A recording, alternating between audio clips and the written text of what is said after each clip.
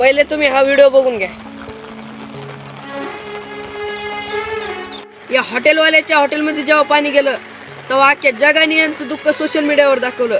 पण जेव्हा शेतकऱ्याच्या शेतात पाणी गेलं तेव्हा कुठं होतं हे सोशल मीडिया? शेतकऱ्याच्या पिकाची सारी राख रांगोळी झाली तेव्हा कुठे होतं हे सोशल मीडिया? शेतकऱ्याचे पिकं पाण्याने वाहून नेले पण आणखी या पिकांचे पंचनामे नाही झाले. शेतकऱ्याने शेतकऱ्याचं दुःख मांडायचं तर मांडायचं कोणासमोर?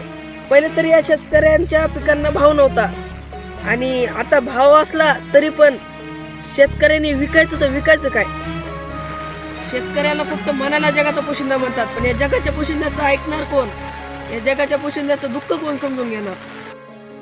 सरकारी कार्यालयात जर एखाद्या शेतकऱ्याला काम करायचं असेल तर त्याला हजारो कागदपत्र लागतात, पण जरी त्याच्या जागी जर एखादा मोठा माणूस असला ना त्याचं एका फोनवर सगळं काम होऊन जातंय.